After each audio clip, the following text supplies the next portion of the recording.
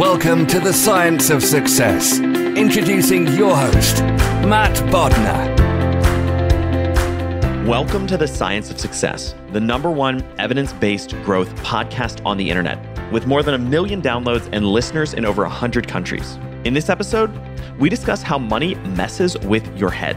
We look into the obvious traps we fall into when we think about money, examine how cultural influences shape our financial choices, and explore the key biases that underpin the most common and dangerous financial mistakes that you are most likely to make in your life with our guest, Jeff Kreisler. I'm going to give you 3 reasons why you should join our email list today by going to successpodcast.com and signing up right on the homepage. There's some amazing stuff that's only available to our email subscribers, so be sure to sign up and join the email list. Number 1, you're going to get an awesome free guide that we created based on listener demand. Our most popular guide, which is called How to Organize and Remember Everything. You can get it completely for free, along with another surprise bonus guide when you sign up and join the email list today. Next, you're going to get a curated weekly email from us every single week called Mindset Monday. Listeners have been loving this email. It's short, simple, filled with actionable videos, articles, and things that we found enjoyable within the last week. Lastly, you're going to get an exclusive chance to shape the show. You can vote on guests, change our intro music, even submit your own questions to our guests, and much more when you join the email list. You can do that by going to successpodcast.com, signing up right on the homepage, or if you're on the go, if you're driving around and you're out and about, just text the word SMARTER, that's SMARTER, to the number 44222. That's SMARTER to 44222.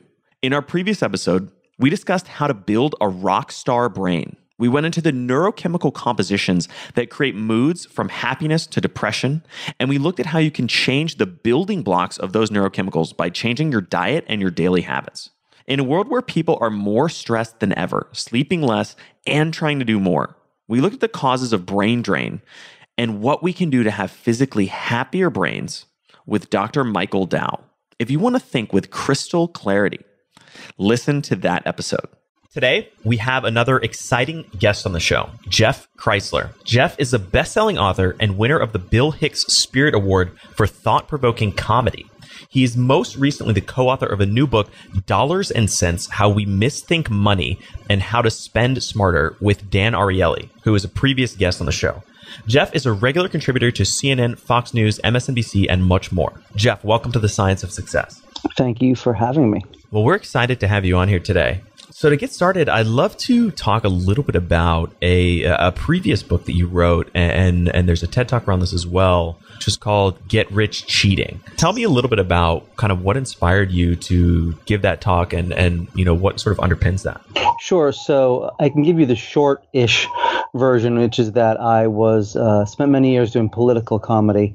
And one of the things that drove me into that was sort of pointing out the hypocrisies that's obvious in politics.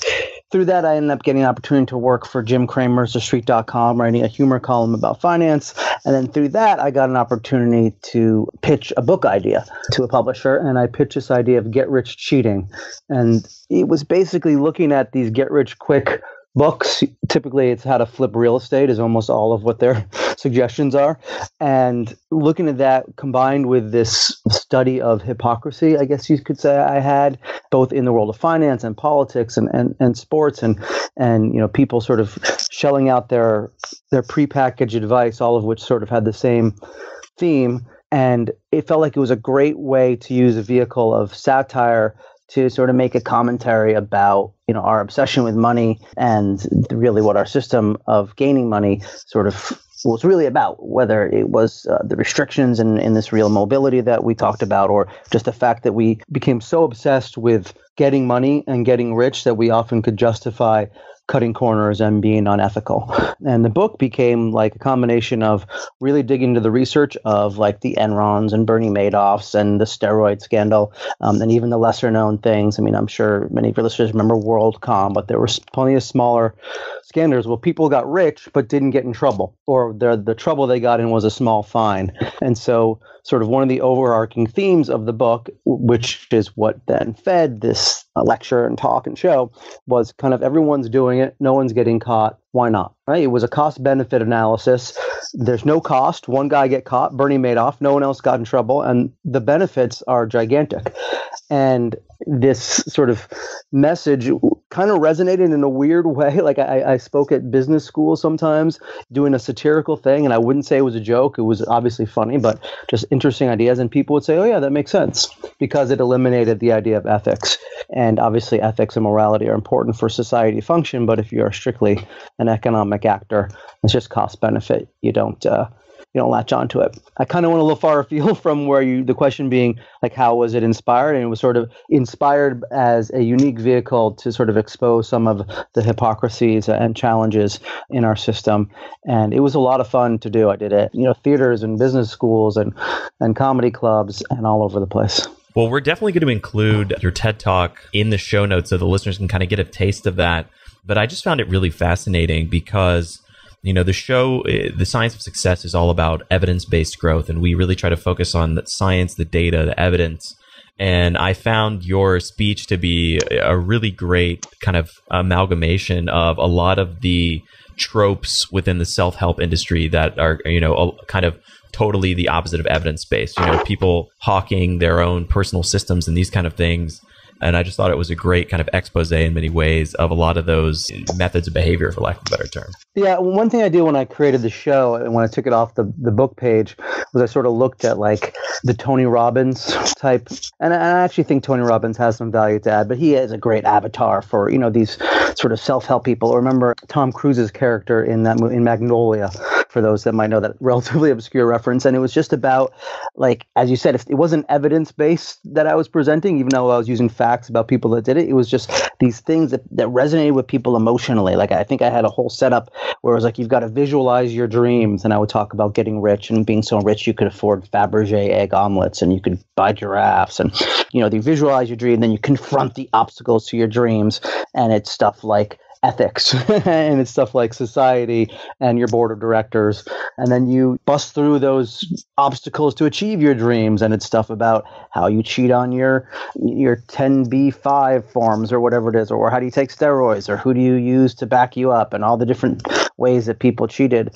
But it was all in this very like emotion triggering format of visualizing dreams and being a real man and like, raw, let's go get it. That is what a lot of like self-help tends to be, is it goes for that emotional response, not the factual one, not the intellectual one. And that is sort of what we fall into. And in a way, we'll get into this later, that's sort of what my latest book about money is about how when we make financial decisions based upon emotion, and often unconsciously based upon emotion, we're led away from the best scientific, rational, intellectual choice. And certainly when it comes to cheating and it comes to like trying to get super rich at any cost, the emotion is in there. Our eyes get big and we get excited for all the things we can do and stuff we can buy with money. So let's dig into that a little bit. Tell me about your book, Dollars and Cents, and how, let's start really simply. How do you define money? What is money? Sure. Money is essentially supposed to represent the value of other things. I mean, money is a great development, and despite a lot of my work criticizing sort of what money has done to us, it has allowed society to become what it is. If not, we'd be constantly bartering, constantly struggling just to survive. And money allows us to specialize, to pursue arts and sciences, to save. Money is divisible. Money is storable. It's fungible and exchangeable. It's a wonderful thing because money represents other stuff. Money really represents opportunity costs.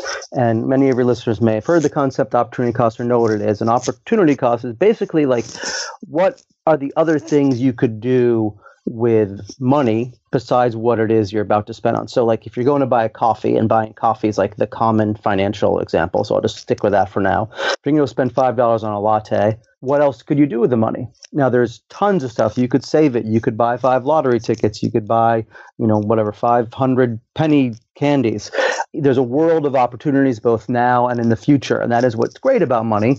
But it's also what is the challenge about money, because that's a lot to think about. It's a lot to conceive of all the possible things you can do with money. It's impossible for humans to do that.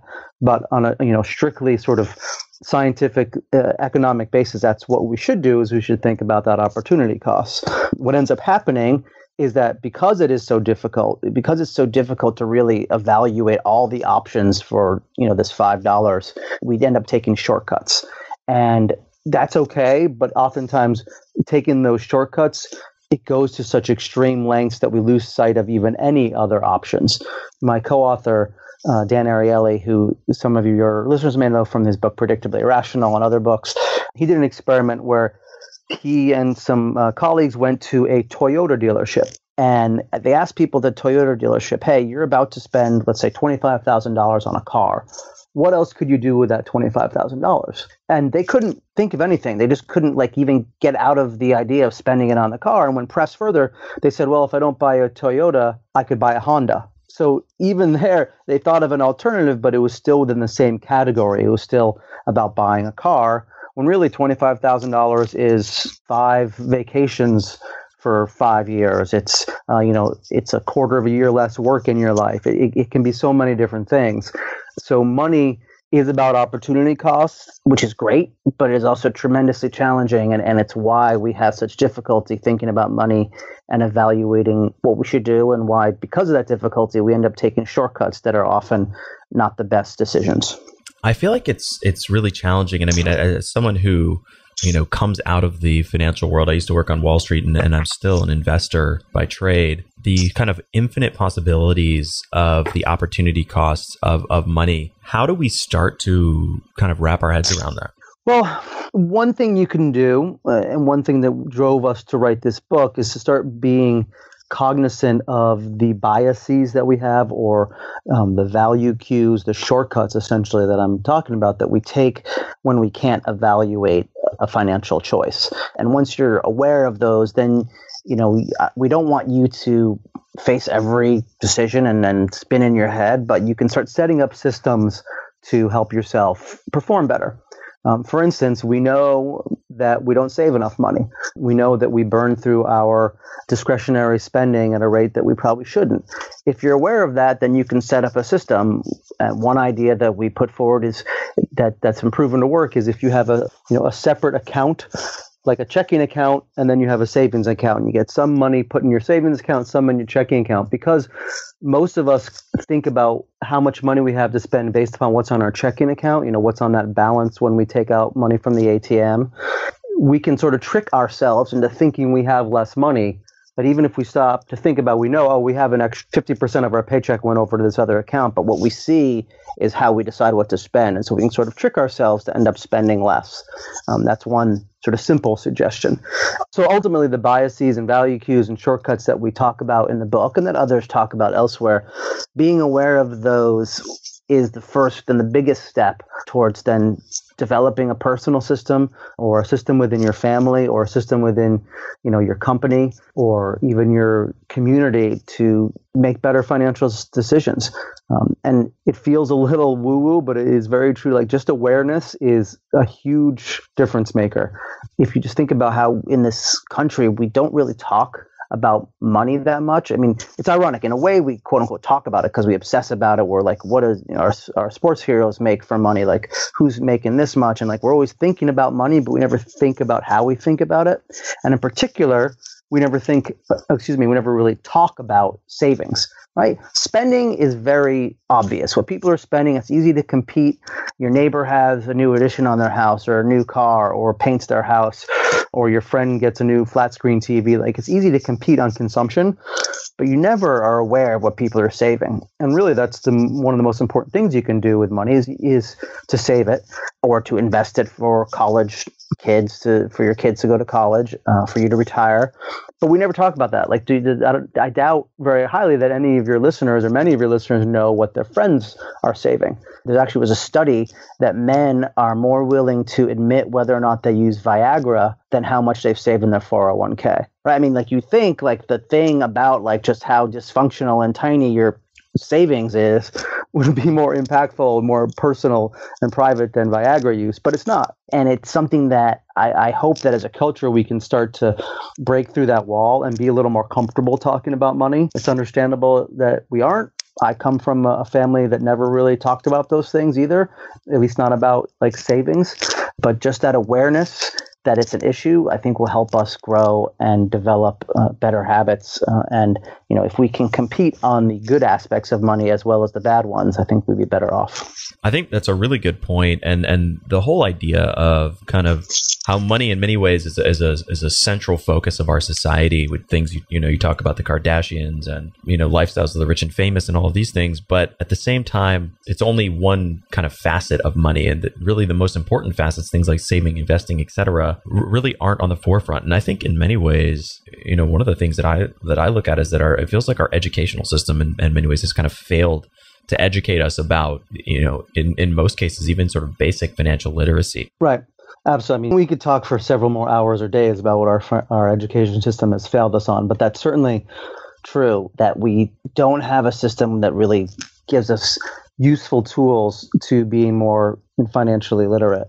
And part of the issue is that, they've done studies that show that sort of financial literacy lessons that are very distinctly like you should do this, like a Susie Orman, you should put 10% of this check into this.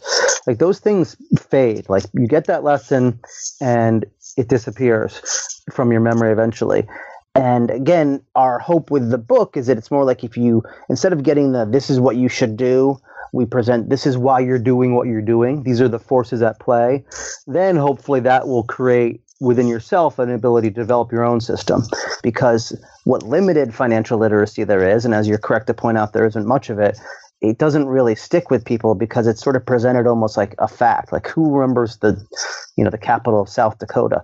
I think it's Boise, right? No, it's Idaho. See, even I don't know. And I'm sitting here, I got a computer, I can look it up. The point is, people don't remember those sort of hard fact rules. But if you give them other tools that sort of help you become emotionally connected to the things that we do, the decisions that we make, you're more likely to help them make better decisions in the future. But that's not how we teach when we do teach finance. That's not what we do. So let's dig in concretely into some of these kind of biases, as we call them, biases, value cues, and shortcuts. I want to talk about a couple specific ones. So sure. To start out, in the work that you did with Dan, what were some of the most obvious traps that people fall into or biases that people fall prey to? The one that I've often used to sort of introduce what the book is about, and that's pretty obvious, is this concept of relativity, which is that we often measure something based upon comparing it to something else. And the easy example why this doesn't work, and this is the holiday season, is sales. Right? You go to a store and you're more likely to buy a sweater that used to be $100, but it's marked down to $60, than you are to buy a sweater that's just listed at $60. And it's because you think there's more value because you're quote unquote saving $40. Right? It used to be $100, and I compared to $100, $60 is a great deal. Whereas just $60 on its own, there's nothing to compare it to, so you don't know how to evaluate that. And it is a simple trap, and it's a simple solution. You shouldn't ever think about what you're quote unquote not spending. You should think about what you are spending and decide, is that worth it? Now, maybe it's worth it to buy a $60 sweater, so be it. Go for it. And maybe you would have paid $100, so in a way, like you do feel like you're getting value, but don't just look at that number at what it used to be. And that is something that retailers and so many commercial interests do, is they put a price out there, and then that price sort of is slashed because that helps us compare the two. One sort of real world example I like to give people, what's an easier question to answer? What do you want for dinner tonight? Or would you like chicken or fish for dinner? In the first, it's a whole world of possibility. In the second, you have something to compare it to. Do I like chicken or fish better? Right? That's an easy choice, or it's an easy process to decide yes or no. Whereas if it's wide open, you can't. The same as if you're looking at a sweater and it's $60 and you're trying to decide, is this worth it? Like, I don't know if it's worth it to spend this money, if I value it that highly or not. That's more difficult than, would you like a $60 sweater or a $100 sweater? Of course I'd like a $60 sweater. Right? That's what that choice becomes. It doesn't become, do you want a $60 sweater or do you want to spend money on a sweater? It becomes, do you want 60 or 100?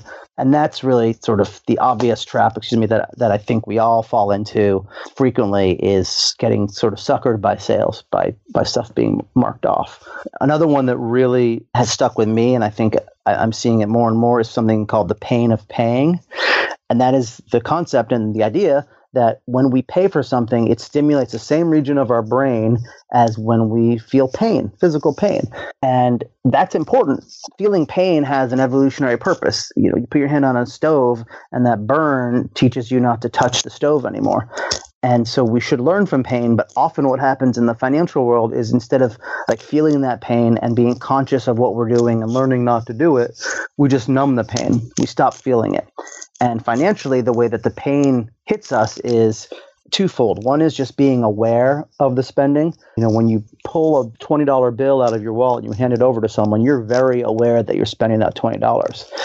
When you use Apple Pay and just swipe at something really briefly, you're much less aware how much you're spending. And there are studies showing when people use credit cards as the classic example of less awareness of paying, they spend more, they tip more, and they're more likely to forget how much they spend. I ask people all the time, do you use credit card? Yes. How many people know at the end of the month exactly what their credit card bill will be? Almost nobody knows that. Right? We forget how much we spend, and it just sort of adds up. And an amazing thing to me, a study that I found that just sort of floored me was that effect, what they call the credit card premium, it takes place even when you don't actually use a credit card. If you just put out paraphernalia for a credit card, like a credit card swipe machine, a little MasterCard sticker, just putting that at the place of payment makes people spend more, tip more, and more likely to forget how much they're spending. It's less than using the credit card, but it still impacts. I mean, we've become so in tune with that shortcut, with that value cue, with that bias, that it's just a trigger to us. It's Pavlovian. And, not being aware of that pain of paying, not feeling that pain makes us do things that maybe we wouldn't if we just stopped to think, is it worth it? Many of your listeners, I imagine, are at a point in their lives when they're probably starting to save like 401ks, right? They're starting to save for retirement. They're starting to invest more. And, you think about like funds where you invested like an index fund and there's a management fee. And for ease of numbers, let's say there's a management fee of 1% and you've got $1 million portfolio, in which case you should buy both of my books, not just one. But say you got $1 million portfolio and there's 1% management fee. What happens is that 1%, you never see that 1% leave, right? You just get your statements at the end of the year, and somewhere there's a line that says that they took their 1% off of everything. But what if instead of it just being buried in a statement, at the end of every year, you had to write your broker a check for $10,000. You'd feel that pain, and you would at least stop and say, oh, is it worth it to pay $10,000 for what this broker is doing or not? But we don't feel that pain, and therefore, because we're not aware of it, and therefore we don't have that hand on the stove burning moment of saying, oh, should I change or not?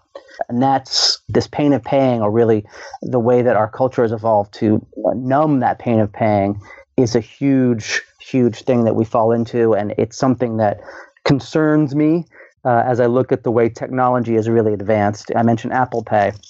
So many of like these fintech developments are to quote unquote make paying easier. Yeah, it's easier, but it makes paying easier. It doesn't mean it makes, your choices better. It just makes it easier for that money to flow out of your pocket. And that isn't necessarily a good thing. Again, we don't want people to become freaks and think about every spending decision. And if you've decided to have your coffee every day for $5, great, just spend it. But when you're not aware of decisions at all, when it just sort of flows out, when you've got, Amazon technology everywhere with one-click spending and you never think about what you're doing, that's not financially healthy. And I think what ends up happening is it's almost like we have an obesity crisis in finance, but no one's aware that they're obese. We have a spending crisis, but no one's really aware that they're doing it because we don't feel that pain of paying. The relativity and the pain of paying are sort of two of the early ones we talk about in the book. There's tons of them, but those are two that I always feel like everybody deals with that and gets what we're saying when we explain it. I think those are both great examples. And the relativity bias makes me think of a joke my father-in-law always says, which is when his wife comes home from shopping, he goes, "How much did I save today?" Right? And says, so it's like, how much was everything on sale? But I'm curious, is there kind of a component of anchoring bias kind of embedded within that bias? Absolutely. Everything isn't totally clean, that it's just one force impacting another, but anchoring is very much at play when it comes to like sales. And anchoring is the idea that you see the first figure that you see about a product will sort of determine what you think it's worth, especially when it's something you can't assess. One example is when they came out with the iPhone, right? Steve Jobs said, this iPhone is on sale for $600. Right? Now, when you come out with the iPhone, like, how do you evaluate what an iPhone is worth? You've had cell phones, but all of a sudden you can do all these other things, have this functionality. You can look at pictures, you can go online, you can do amazing things, but how do you evaluate that? What's that worth? So we said $600. Then a few weeks later, the price was lowered to $400. Suddenly, oh my gosh, that's a great deal. And then the factors at play are both that relativity, like it seems like a relative great deal, and the fact that we had heard $600. So we think, oh, that's the number associated with it. And we are drawn to it. I mean, it's called anchoring because it's like an anchor that you just can't get too far from it. And when I was looking at the research here, one of the amazing things about anchoring is not just how often it comes into play, but that it is so powerful that the numbers don't even have to necessarily relate to the product you're buying. There's a thing called arbitrary coherence. And arbitrary is the key word here, that they did an experiment where they'd have people write down the last 2 digits of their social security number, right? Completely random, like what the numbers could be. And then they would have them bid on items that they really couldn't assess the true value, like obscure wines or random chocolates or new technology things, stuff that you didn't know what it was worth at all. And they found that those people that had written down high 2 numbers, like their social security ended in 89 or 94, they would bid higher on all the other products that were random than those that had low social security numbers like 2, 4, or 1, 2.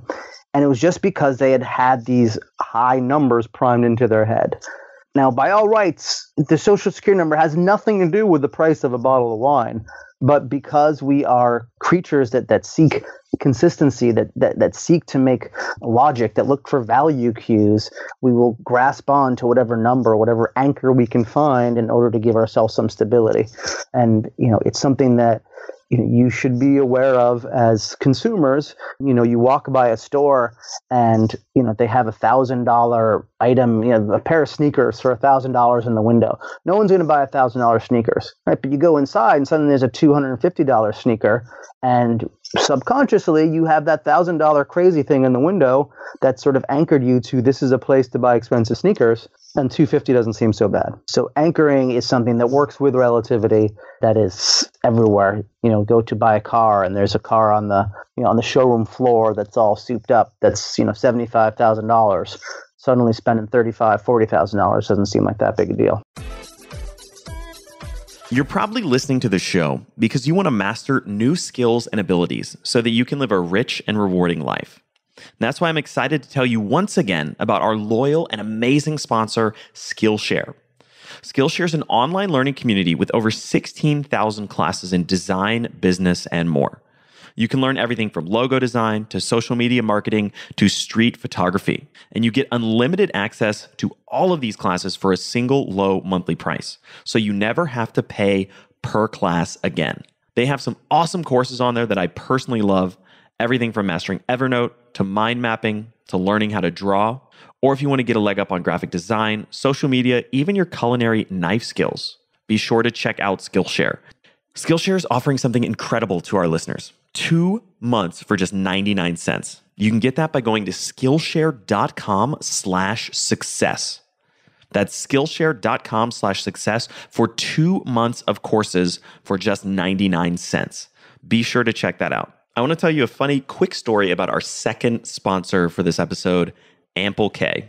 Ample K is the first all-in-one keto meal to provide sufficient healthy fats in a powdered, mix-on-the-go format.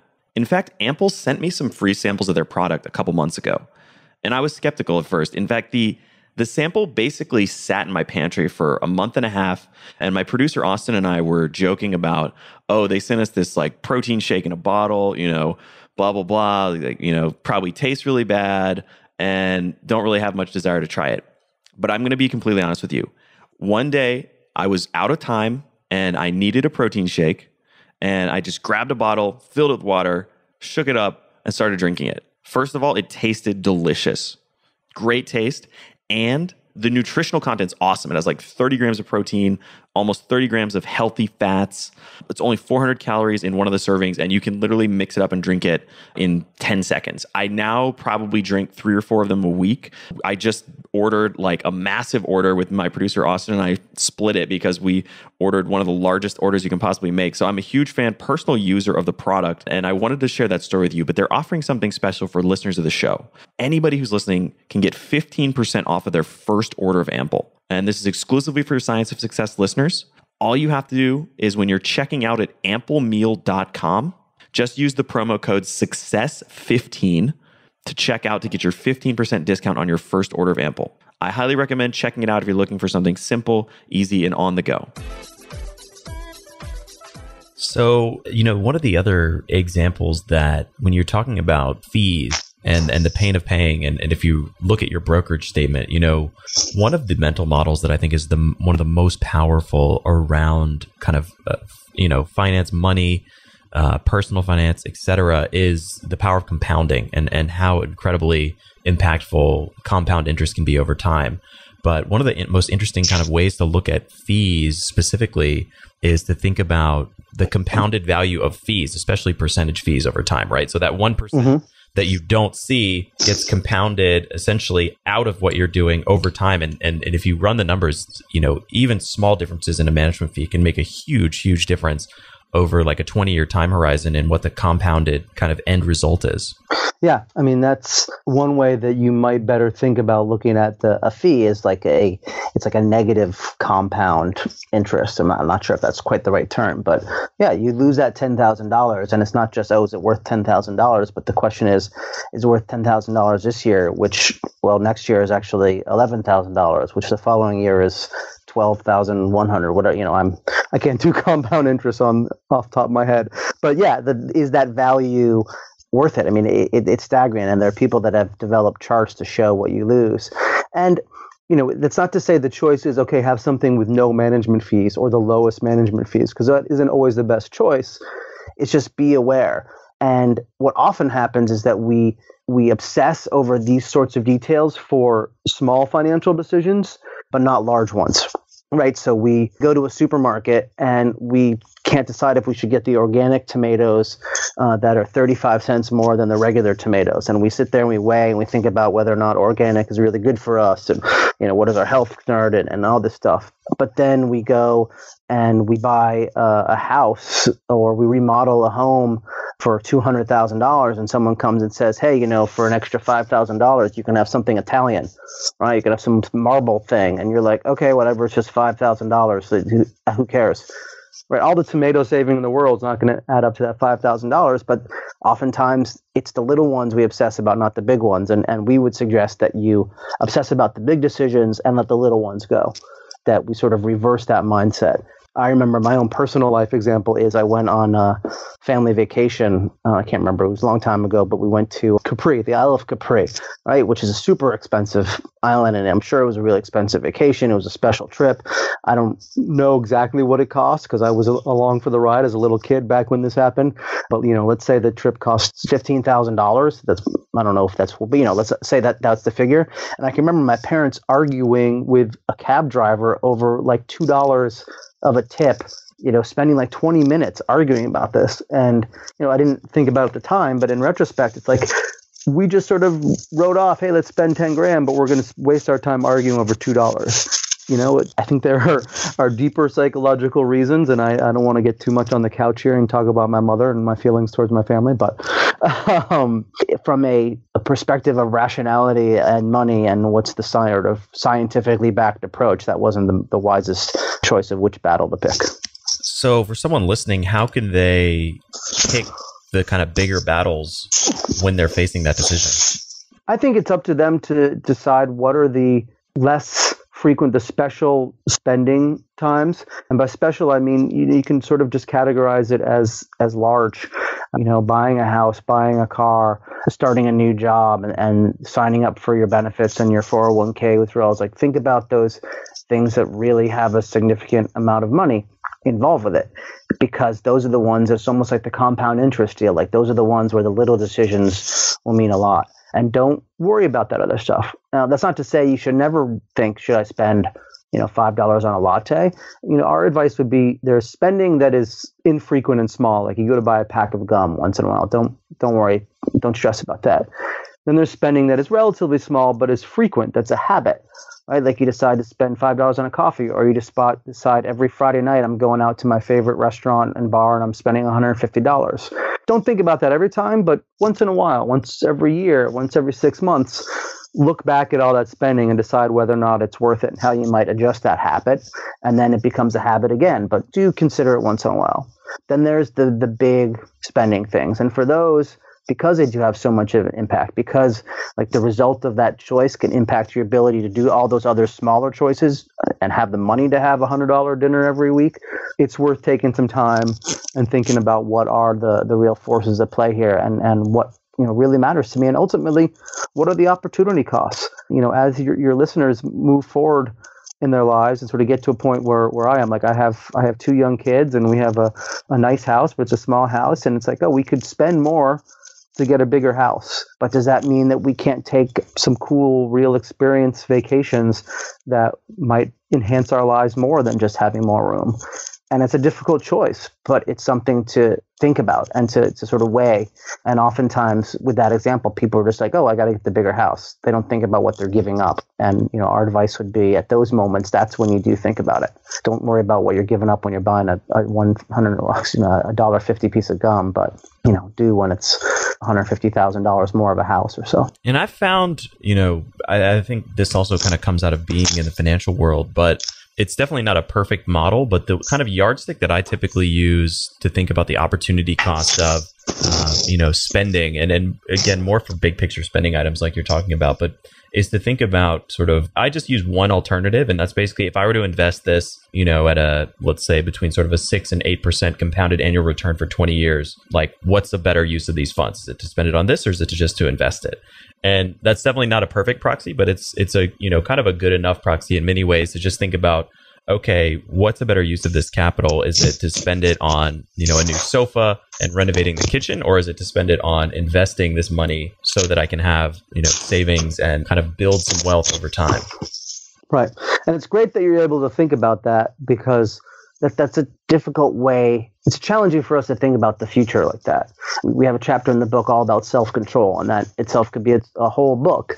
And the real challenge of self-control, particularly when it comes to like savings and investing for retirement, and while we have such a retirement crisis, is that people have a hard time thinking about their future selves. That even though it's me when I'm 65, 75, I'm not connected to that emotionally as much as I am to me right now. So to think about my needs later, it's really hard to connect and to feel obliged. We always think of ourselves as being better in the future. Like I might not save now, but in a couple of years I'll start saving, right? You keep making those promises to yourself. Or, you think everything will be fine, I'll be fine by the time I'm 70. You don't think about all the things you need. And part of that is because we're not emotionally connected. And when it comes to saving, it's also because it's so hard to figure out. In retirement, you have to figure out how long are you going to work? How much money will you have saved? How long are you going to live after you stop working? What's your cost of living going to be? What are your health issues going to be? What are your kids going to be doing? All these things that are just totally unpredictable. And so in some ways, it's easier to not think about all that hard stuff. I mean, at the end of the day, a lot of what we humans want to do is we want to go the path of least resistance. We want the easy solution, the quick solution. And that's understandable. That's human nature. And we don't suggest you try to change human nature. You just are aware of it. And every now and then you choose the hard path. And also every now and then you create systems to let the easy path happen. Like, places that have, speaking of retirement, that have made it so that you start a job and the default option is that you are putting aside money for retirement, as opposed to you have to select that. So sort of you have to opt out instead of opting in because you're automatically in. The savings rate is skyrocket. I mean, it's tremendously different just because the easy way is just to let the default ride. And when that default is savings, people do it more. And you can apply that to so many things. I mentioned having 2 different accounts. Like you can go one time to your HR department and say, you know what, put $200 of every check of mine into this separate account. Then you put it in that account and it's there and you never have to think about it again. And you can sort of set up default systems so that you don't have to think about it every time. And that's, what we would advise you to try to do as much as possible when you recognize your own financial failings. So let's dig a little bit deeper into self-control, since we kind of started talking about that. What were some of the lessons that you saw from the work that you did around the book? That self-control is really hard. that, we looked at different situations, and it ultimately is about emotion. And I'll take a little mini detour to say that, when it comes to the world of finance, and when it particularly, let's be honest, comes to men thinking about the world of finance, we don't think emotion plays in. We think it's just a numbers game. But really, emotion does play in, and the emotions are things like being connected to the desire of now, to falling for the temptation of now, to falling for, like, I want this motorcycle, I want this sound system, I want these things that I can feel now, as opposed to that stuff that's way in the distant future that you're not emotionally connected to. An easy sort of study or example is studies that show that in a state of arousal, people will do totally irrational, unethical, immoral things because they are emotionally compromised. So, one sort of lesson, one sort of practical piece of advice is to try to insulate ourselves from those challenging emotions, to insulate ourselves from the difficulty of self-control. There are things that we call Ulysses contract. They're called Ulysses contract because, in the story of Ulysses, he wanted to hear the sound of the sirens, but he knew that you go by the sirens and all these ships crash against a rock because they were so tempting. So he had himself tied to the mast, and he had his crew put stuff in their ears so they couldn't hear the sirens, and he told them, no matter what I say, don't let me tell you to go sail closer to the sound. And that worked, right? They got past the sirens. He heard the songs, and it was great, and now they're on Spotify. But he didn't crash. And so you can set up systems for yourself to do the same thing, that sort of make it so that you can't take it out, that you can't misspend your money, that you can't fall victim to your failings of self-control. In some ways, that tax penalty that comes when you set up an IRA and you are penalized, I think it's like 10,000 or maybe it's a percentage, I'm not sure, but you're penalized if you take early withdrawal. That's in essence, a Ulysses contract. You're getting punished for not sticking with the promise you've made to yourself. So being aware of that, being aware that you may have to sort of lock yourself into the good behavior, can be a way to overcome self-control. There are other tricks, something we call reward substitution, which is if you're having trouble doing something because it doesn't feel good, that you find, an alternative, a way to reward yourself in a way that does feel good. Obviously you don't want to undermine the benefits. Like if you're having trouble exercising, don't reward yourself with a milkshake. That's silly. But if you're having trouble exercising, reward yourself, with an hour of Netflix, or reward yourself with something else that provides you pleasure, so that pushing through that difficult thing that you don't want to do becomes about achieving a goal that you want, not about achieving whatever the goal is of exercise, of losing weight, of better health and all that, if you don't connect to it. So in many ways, that makes me think of essentially kind of using decision architecture to create self-control for yourself, kind of similar to if you're thinking about weight loss or something like that, taking all the snacks out of your house so that there's nothing to snack on, or, putting your gym clothes next to the bed kind of ready to go so that you make it easier for yourself to go to the gym the next morning. It's exactly that. It's recognizing and being comfortable admitting that we have human failings, that we're not like perfect machines, and saying, okay, I'm not a perfect dude that's just going to get up and work out and never eat candy. I have to make it hard for myself. There are studies regarding people trying to have better diabetic outcome that literally show putting a bowl of healthy snacks, celery, carrots, grapes, whatever it is, putting the bowl of healthy snacks in the front of the fridge or on the counter has tremendous impact versus having it be like that candy. You walk through a lot of offices, they have administrative cubicles in the middle, and people have little candy, and it's great. You go and you grab some candy and you chat with that person, and it's a great relationship. But because it's so easy, you just grab it. And if you do hide the bad snacks, I'm not saying don't ever have a snack. You'll be a miserable person if you never eat a piece of chocolate. But if you hide them, you're less likely to eat them. And that's admitting that it's a challenge. And I don't have the data on this. I haven't seen it, but I know that guys, especially guys that consider themselves high achievers, they don't want to admit their failings. But that is actually the best thing you can do. And in some ways, it's a sign of a really strong person, is recognizing those areas that you're not awesome at and seeking to improve them. And that's what we can do when we see what our failings are. Whether it's we eat too much snacks, or we don't save enough money, or we buy too many $1,000 shoes.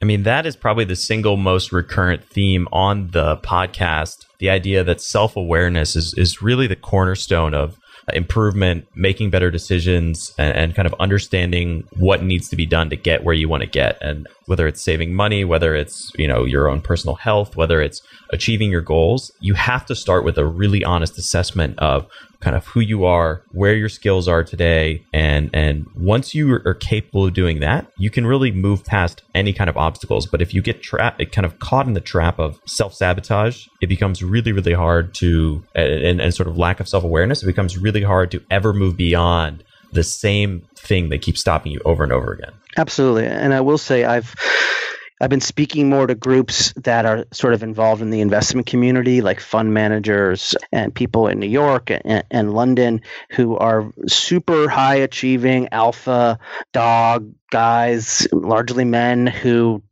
top of the finance game, a world where you think is very just knee-jerk reaction opposed to things that sound sort of what I call woo-woo, sort of soft science like self-awareness and mindset. And I have been really pleasantly surprised by how receptive they've become. I don't have the data to say they weren't receptive 15 years ago, but I feel like that they probably weren't. I mean, I know that's not hard science, but regardless, I've been happy to see how they have embraced that. Even these highest achievers in a field that you think are very like closed off to emotions playing a role, they're very open to it. And I tell people, like if these super alpha dogs get it, the rest of us can certainly get it. You see it in sports too. Like Tom Brady is an alpha dog, but he's very like, it's about your mind body set. It's about your health, your mental health, your physical health, and having all those pieces together. And, I'm really pleased that that's extending to sort of all different practices in all different fields. So one other bias that you wrote about that I want to touch on is fairness and effort. Tell me a little bit about how we sometimes kind of think erroneously about that.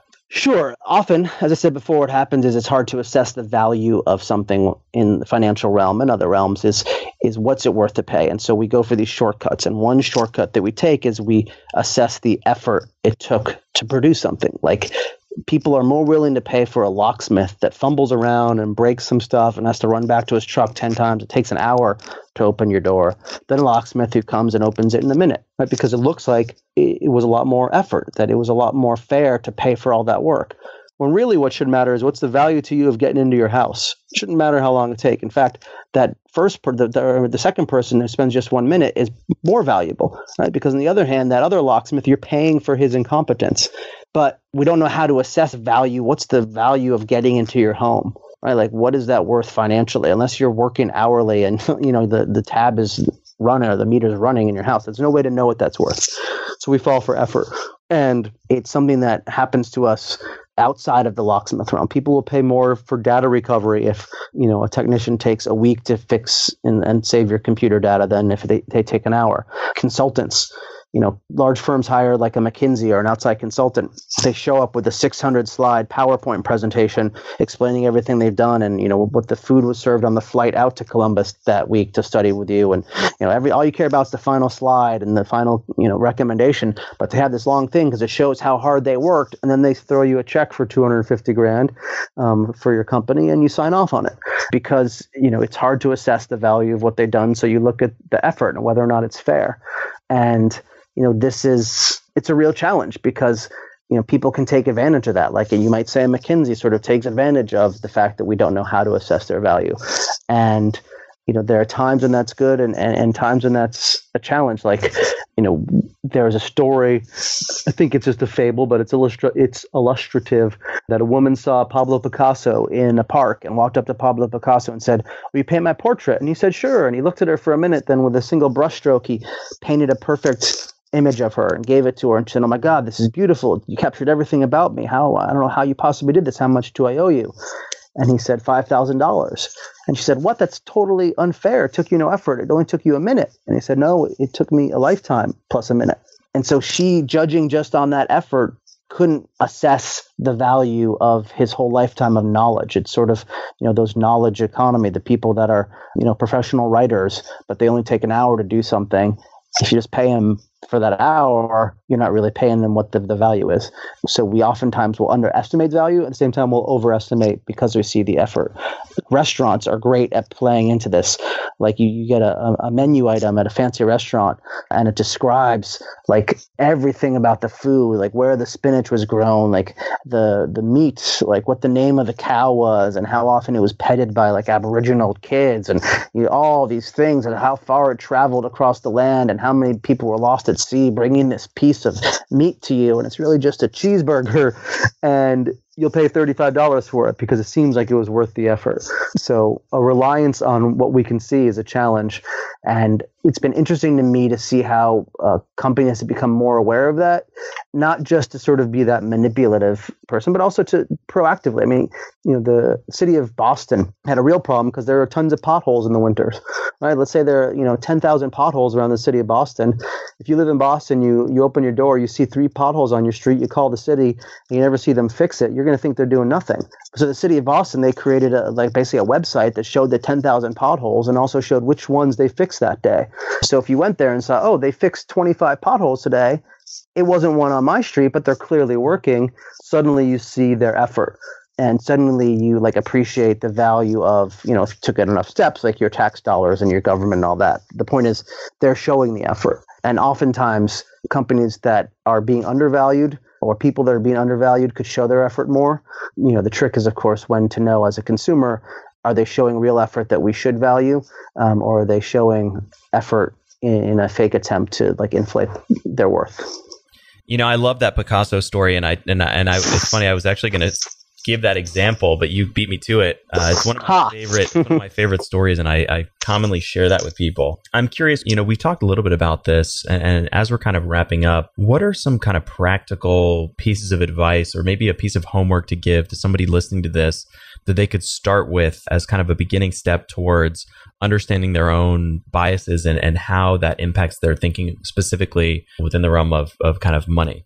Well, there are a ton of things you can do. And, before giving a piece of advice that applies to everyone, the suggestion would be to look at sort of which bias or which value cue really resonates as something you do and then sort of address that. But one common thing you can do is if you are, the pain of paying I mentioned is something that's very common and that a lot of people sort of suffer with is start paying in cash a little bit more. It's a challenge in our economy to try to be all cash. Many places don't even take it anymore, but start paying in cash a little more frequently and see if you make different choices. Similarly, you could, look at your monthly credit card bill or even get a buddy, a spending buddy. And I don't suggest you use a spouse if any of our listeners are married, but get a spending buddy and go through your monthly credit card and just explain every item on there and, justify it, say what it was. And then you'll find just having gone through that process, when you start spending again and you have your next credit card bill, you could either do it again with a spending buddy or just be aware of that. You'll be more conscious of sort of what each item is that you spend. Talked about the idea of having a different account for discretionary spending. You can do that.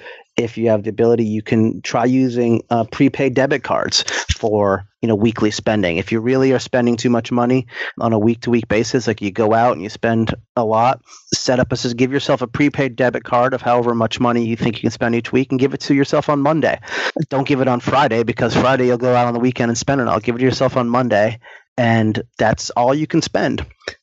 Stuff like this is pretty restrictive, and I wouldn't suggest going through your life like this, but you do it 2 or 3 or 5 times and you start to recognize your own sort of patterns and you start to get into better habits. And then, you can go back to stuff that's maybe a little less cumbersome. To whatever extent possible, don't have things on auto pay.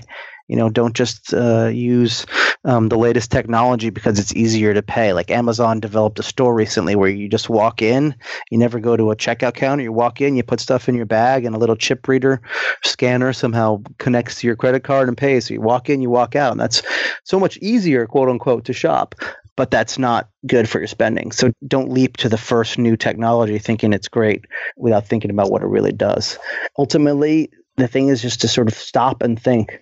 Every now and then, I mentioned the different type of spending, the small spending, the habitual sort of habit spending, and the big spending. And every now and then just stop and think about those habits, stop and think about the big spending, and just take a beat and think about opportunity costs. Think about what else you could do.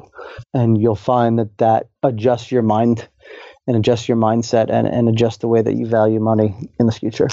And Jeff, where can listeners find you and your books online? Jeff Kreisler, KREISLER.com. My Twitter is Jeff Kreisler. I also have a behavioral science Twitter, Jeff Kreisler BS. And yes, there's a double entendre there. And starting in 2018, I'll be the editor of a new website called peoplescience.com, which is all about applied behavioral science. But certainly just going to Jeff Kreisler and following down that rabbit hole. Plus, I speak for groups all over the nation, colleges and companies. So I'm often near you wherever you are. Books coming out around the world. So I'm hoping to get abroad in 2018. But Jeff Kreisler is a good start.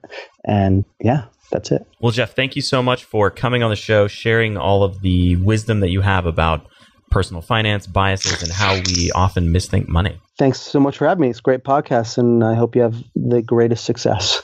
Thank you so much for listening to The Science of Success.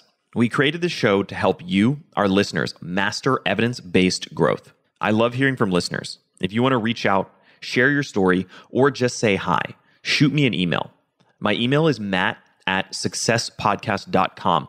That's matt@successpodcast.com. I'd love to hear from you, and I read and respond to every single listener email. I'm going to give you 3 reasons why you should sign up for our email list today by going to successpodcast.com, signing up right on the homepage. There's some incredible stuff that's only available to those on the email list, so be sure to sign up, including an exclusive curated weekly email from us called Mindset Monday, which is short, simple, filled with articles, stories, things that we found interesting and fascinating in the world of evidence-based growth in the last week. Next, you're getting an exclusive chance to shape the show, including voting on guests, submitting your own personal questions that we'll ask guests on air, and much more. Lastly, you're going to get a free guide we created based on listener demand, our most popular guide, which is called How to Organize and Remember Everything. You can get it completely for free, along with another surprise bonus guide by signing up and joining the email list today. Again, you can do that at successpodcast.com, sign up right at the homepage, or if you're on the go, just text the word SMARTER, SMARTER, to the number 44222. Remember, the greatest compliment you can give us is a referral to a friend, either live or online. If you enjoyed this episode, please leave us an awesome review and subscribe on iTunes, because that helps boost the algorithm, that helps us move up the iTunes rankings and helps more people discover the science of success. Don't forget, if you want to get all the incredible information we talk about in the show, links, transcripts, everything we discuss, and much more, be sure to check out our show notes. You can get those at successpodcast.com. Just hit the show notes button right at the top. Thanks again, and we'll see you on the next episode of The Science of Success.